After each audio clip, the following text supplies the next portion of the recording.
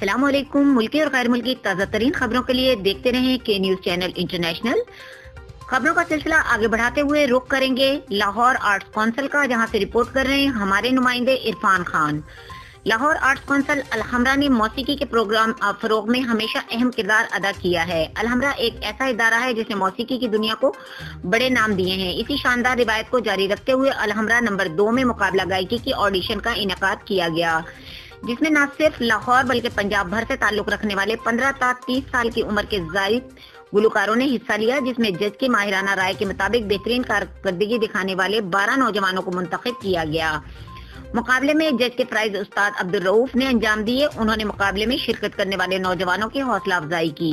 Audition में मुंतखब होने वाले नौजवानों ने अलहमरा इंतजामिया की इस ऐसा इकदाम को बेहद सराहा। ये नौजवान बरोज जुमेरात को अलहमरा के हॉल नंबर 1 में अपने फन का मुजाहिरा करेंगे। इस मौके पर executive director Lahore arts council Alhamra doctor Aslam Dogar ने कहा कि फन को फरोग देना और फनकारों को आगे बढ़ने के मौके फराहम करना ही अलहमरा का असल मकसद है, जिसको ये इदारा बखूबी निभा रहा है।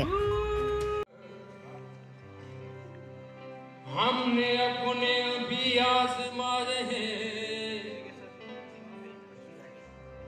लोग कांटों से बच के चलते हैं, हमने फूलों से जख्म खाए हैं,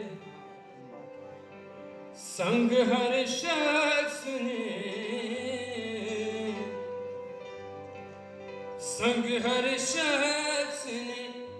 हाथों में उठा रखा है।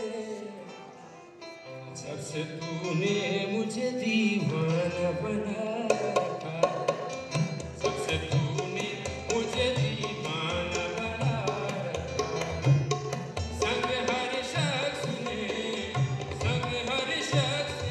हाथों में उठा रखा है। जब से तूने मुझे दीवाना बना, जब से तू